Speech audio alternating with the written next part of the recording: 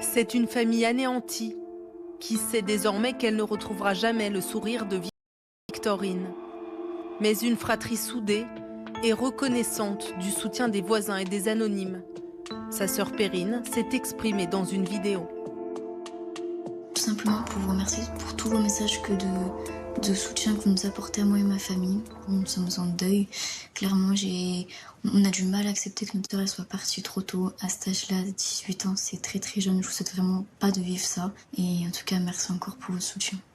Son autre sœur aînée, Romane, a aussi publié un long message dans lequel elle écrit « J'ai le cœur déchiré, je suis en deuil avec ma famille, je suis impressionnée de la communauté de soutien qu'a Victorine, mais elle le mérite totalement. » L'étudiante en BTS de 18 ans avait disparu samedi soir après un dernier appel à sa famille pour prévenir qu'elle avait raté son bus et finissait son trajet à pied.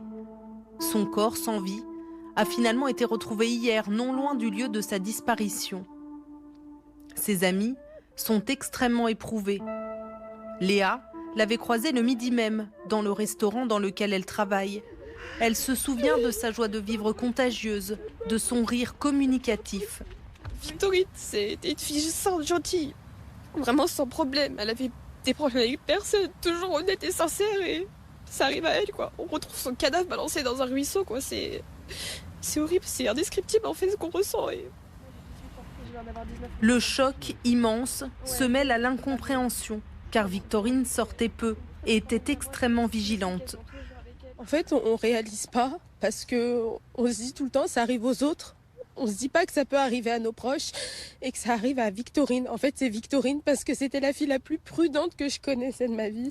Elle aurait jamais fait un truc inconscient et ce chemin, on le prenait à chaque fois. Combien de fois on est rentré à pied parce qu'il n'y avait pas de bus. L'une de ses amies raconte à quel point elle faisait attention. C'était une fille très peureuse, Victorine, elle se méfiait de tout. Par exemple, quand elle sortait avec ses amis, elle voyait une voiture, elle disait faut qu'on se cache. Elle avait peur de tout et voilà, donc c'est pas du tout une fille qui serait partie avec un autre garçon ou avec quelqu'un qu'elle connaissait pas. L'émotion s'est emparée de toute la région. Cette femme est venue spécialement ce matin déposer des fleurs pour rendre hommage à la jeune femme disparue. Ça me fait mal, j'ai rien dormi de la nuit. Il fallait absolument que je vienne me recueillir pour cette petite. Et je souhaite beaucoup de courage, de compassion avec la famille.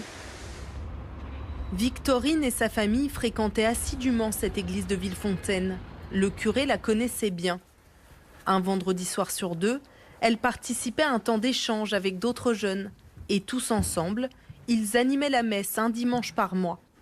Avant la messe, les jeunes organisaient une petite scénette pour rassembler les gens, pour les sensibiliser au thème du dimanche. Et Victorine était très à l'aise pour s'exprimer, pour jouer avec ses amis. La communauté religieuse s'associe à la douleur de la famille de Victorine. Plusieurs personnes ont voulu se rassembler le plus tôt possible en prière. Donc on a une bonne équipe de frères et sœurs laïcs qui sont venus dans ce centre et ont pris un temps de prière dimanche soir, hier soir encore. Là on est en train de voir comment avec la famille de Victorine on pourra organiser des temps de veillée de prière. En parallèle, les 47 enquêteurs continuent d'interroger le voisinage et de recueillir des indices. Un container a notamment été emmené. Les habitants, eux, se posent des questions. Le chemin dans lequel a été tuée Victorine est depuis longtemps perçu comme un lieu dangereux. Nous n'avons aucun éclairage jusqu'au passage du souterrain. Vous avez tout le monde qui peut bondir de n'importe où. Pas de caméra, rien. C'est l'abandon complet. Donc on peut vraiment l'appeler le coupe-gorge. Cet endroit, on peut vous faire ce que vous voulez et repartir. Cette mère de famille se souvient que sa fille l'appelait à chaque fois qu'elle devait l'emprunter.